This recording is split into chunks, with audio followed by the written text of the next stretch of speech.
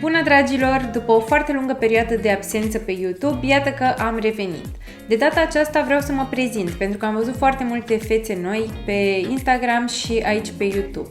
Așa că în acest clip o să vă spun 20 de lucruri despre mine. Am 25 de ani, sunt născută în luna mai, iar pentru cei pasionați de astrologie sunt Zodia Gemeni. M-am născut în Craiova, însă am făcut facultatea de medicină în București.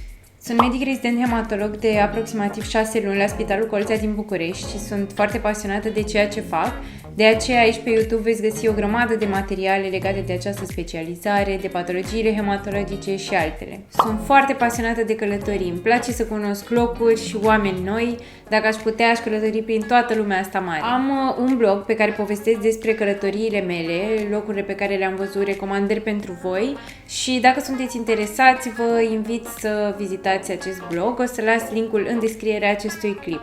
Sunt o persoană foarte emotivă, plâng din aproape orice, atât de fericire cât și de tristețe. Îmi place foarte mult să citesc beletristică mai mult, însă îmi plac și cărțile de psihologie. Sunt pasionată de literatura rusă clasică în special și scriitorul meu preferat este Dostoevski.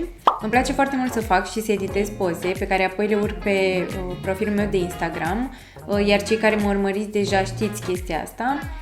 Cei care nu o faceți și vreți, mă găsiți în linkul din descriere. Am 1,60 m, lucru care s-ar putea să vă surprindă, pentru că toți oamenii cu care mă întâlnesc pentru prima dată îmi spun că se așteptau să fiu mai înaltă. Când de când mă știu, cred că din grădiniță am fost la coruri până în liceu. În liceu am luat și lecții de canto.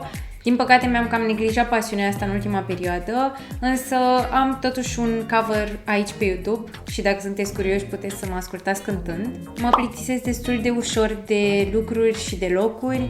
Dacă aș putea, m-aș muta foarte des, pentru că nu-mi place să stau într-un loc prea mult timp. Mi-ar plăcea foarte mult să fac un curs de actorie și acest lucru era pe bucket list-ul anului acesta, însă am reprogramat.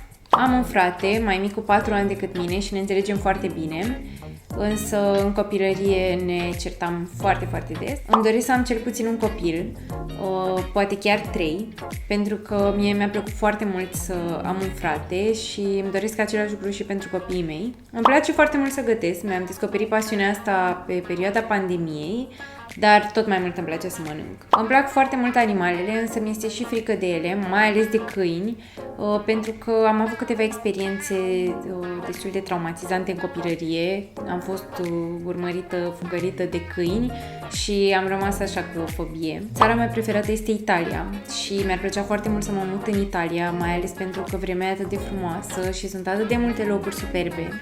Singura problemă este că nu prea îmi place italiana, de aceea iau în considerare să mă mut în Spania, pentru că îmi place spaniola. Îmi place să merg la cumpărăturile pentru casă, să cumpăr mâncare, să fac piața, să cumpăr produse de curățenie, dar nu-mi place să fac curățenie. Îmi place foarte mult moda, îmi place să mă îmbrac, îmi place să merg la mall, să fac cumpărături, însă de foarte multe ori mi-achiziționez haine din magazinele second hand, iar cu banii cu care aș cumpăra o bluză în mall, îmi cumpăr o pungă cu haine din magazinele second hand și sunt produse pe care nu prea le mai are nimeni. Am 3 tatuaje.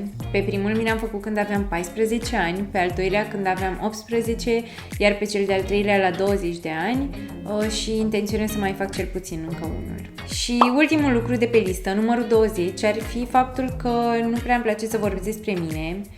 Poate am părut puțin reținută în clipul acesta tocmai din această cauză, însă am ținut să o fac pentru a mă cunoaște mai bine și sper că s-a întâmplat asta, deși unele lucruri poate au fost destul de random. Acum că eu m-am deschis în fața voastră, vă invit să-mi lăsați și voi în comentariu un lucru random despre voi. Vă invit de asemenea să-mi dați un follow aici pe YouTube pentru că I'm back și o să ne revedem mai des decât până acum, așa că ne vedem data viitoare aici pe YouTube. Vă pup!